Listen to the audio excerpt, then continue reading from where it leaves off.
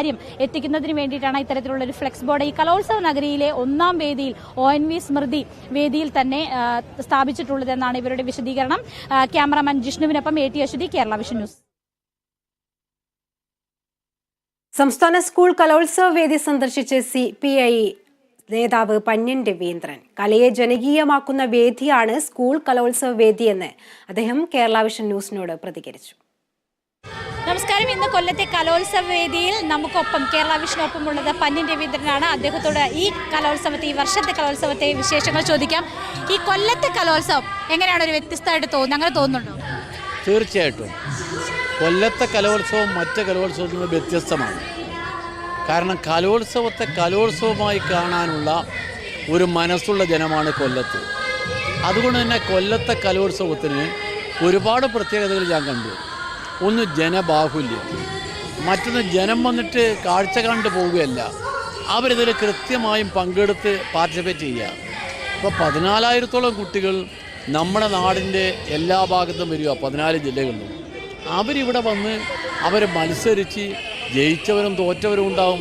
പക്ഷെ മത്സരിക്കുന്നവരെ മനസ്സിലെന്താ, ഞങ്ങൾ മത്സരിച്ചല്ലോ എന്നൊരു ആത്മസംതൃപ്തി അതുണ്ടാവും. അതൊരു വലിയ കാര്യമാണ്. അവരുടെ മുഖം കണ്ടറിയാം, തോറ്റോ ജയിച്ചോ എന്നുള്ള വേറെ കാര്യമാണ്. അങ്ങനെ കുട്ടികളുടെ വിജ്ഞാനവും വിനോദവും അവരുടെ കലാപരമായ കഴിവുകളുമെല്ലാം ഒരുമിച്ച് ചേരുന്നൊരു കലോത്സവമാണിത്. അതുകൊണ്ട് ആ കലോത്സവത്തെ കാണുന്നുള്ളൊരു മോഹം എനിക്കുണ്ടായി. കാരണം ഞാൻ എല്ലാ കലോത്സവത്തിനും വരും. ഇത്തവണ നഷ്ടപ്പെടുമോ എന്നൊരു സംശയം എനിക്കുണ്ടായിരുന്നു. അതുകൊണ്ട് ഇന്ന് വന്നത്, അതിനാണ് സമയമെടുത്ത് വന്നതാണ്. കാരണം എന്താ പറഞ്ഞാൽ ഇത് നഷ്ടപ്പെട്ടാൽ അതൊരു വലിയ നഷ്ടമാണ്. കാരണം ONVയുടെ നാട്ടിലായിരുന്നു.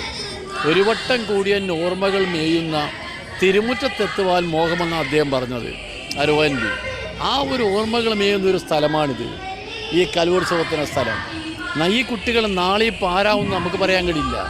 നമ്മൾ നാടറിയുന്ന ഒരുപാട് കലാകാരന്മാർ. മധുസാറ് സിനിമയിൽ ഏറ്റവും പ്രായം കൂടിയ ആളാണ് ഇപ്പം മധുസാറുമായി സംസാരിക്കുമ്പോൾ അദ്ദേഹം പറഞ്ഞത്, കൊച്ചുനാളിൽ അദ്ദേഹം നാടകം അഭിനയിക്കാൻ പോയ കഥ പറഞ്ഞു. അതുപോലെ ഓരോ കലാകാരൻ്റെ മനസ്സിനകത്ത് ഒരുപാട് സങ്കല്പങ്ങളുണ്ടാവും. ആ സങ്കല്പങ്ങൾക്ക് പൂർണ്ണരവും വരുന്നത് ഇതുപോലെ അവസരം കിട്ടുമ്പോൾ. അവസരത്തിൽ എന്താ കാര്യം? അങ്ങനെ അവസരം കിട്ടുന്നതോ 10,000-കണക്കിന് ആളുകളുടെ മുമ്പിലാണ്. അതൊരു ചെറിയ കാര്യമല്ല. അങ്ങനെയുള്ള ഒരു സന്ദർഭത്തിൽ ഇവിടെ എത്തിച്ചേരാനും അവരോടൊപ്പം ഒരു മാനസികമായി അവരുടെ കൂടെ പങ്കുചേരാനും ഒരു സന്ദർഭം ഉണ്ടായത് എൻ്റെ മനസ്സിനകത്ത് വളരെ വളരെ സന്തോഷമാണ്.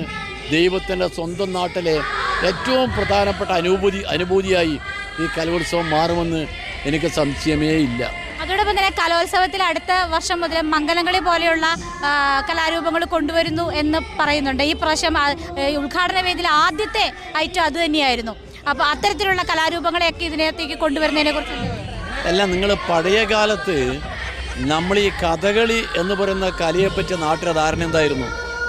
അത് മിക്കവാറും പ്രധാനപ്പെട്ട കുടുംബങ്ങളുടെ ഒരു ഏർപ്പാടായിട്ടല്ലേ ഉണ്ടായത്. അത് മാറി ജനകീയമായല്ലോ കഥകളി.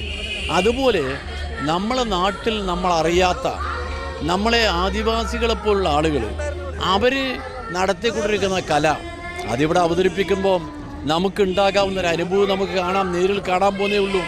നല്ലതാണ്. കലയുടെ ഏത് ഭാഗവും അതെല്ലാം ചേർന്ന് നിൽക്കുന്നത് നമ്മളെ സംഗീതത്തിൻ്റെ മേൽപ്പൊടിയോട് കൂടിയിട്ടാണ്.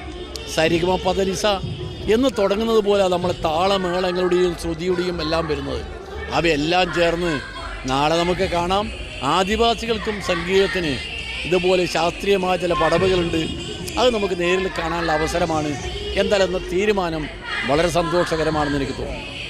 എന്തായാലും കലയെ കൂടുതൽ ജനകീയമാക്കുന്നത് ഇത്തരത്തിലുള്ള വേദികൾ ആണ് എന്ന് തന്നെയാണ് അദ്ദേഹം പറഞ്ഞു വെക്കുന്നത്. അത് തന്നെയാണ് ഈ കലോത്സവ വേദികളുടെ പ്രസക്തിയും. Team Kerala vision news. English പ്രസംഗം കൊണ്ട് മലയാളി ഹൃദയം കീഴടക്കിയ